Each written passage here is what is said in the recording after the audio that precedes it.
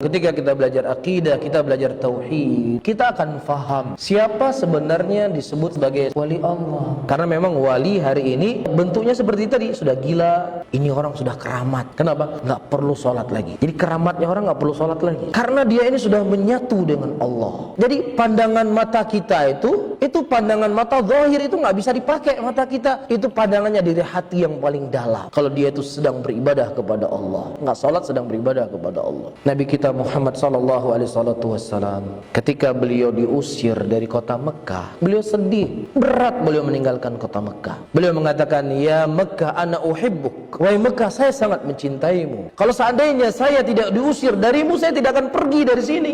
Rasulullah naik ke Bukit Thur.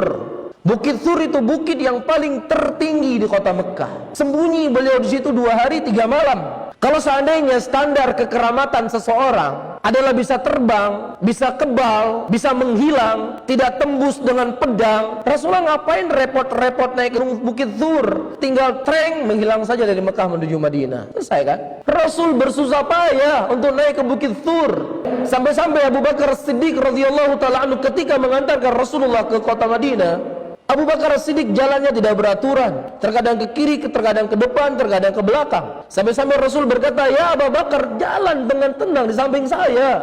Kata Abu Bakar Siddiq, "Ya Rasulullah, saya khawatir ada orang yang memanah engkau ya Rasulullah, biar aku yang kena ya Rasulullah." Rasulullah bisa terluka, Rasulullah bisa berdarah. Bahkan ketika terjadi perang Uhud, Nabi SAW memakai baju perang 2 lapis. Kalau seandainya orang keramat, kan beliau yang paling keramat kan? Maksudnya dalam arti kata bisa kebal. Tapi beliau tersungkur ke dalam lubang. Beliau tidak mampu bergerak pada waktu itu. Akhirnya Ali dan Talha bin Ubaidillah mengangkat Nabi Muhammad SAW, diangkat ke sebuah batu dan berdarah kepala Rasulullah SAW. Sampai-sampai beliau berkata, "La yuflihul qaum." Tidak akan menang suatu kaum yang dia menyakiti Nabi mereka. Sakit hati Rasulullah SAW. Tidak kebal beliau. Padahal dengan jelas Allah menyebutkan, "Ala inna awliya Allah la khawfun alaihim walahum yazanun alladzina amanu wa kanu yattaqun." Ketahuilah bahwasannya yang disebut sebagai wali Allah adalah orang yang mereka tidak ada rasa takut dan rasa kekhawatiran sedikit pun. Siapa mereka itu?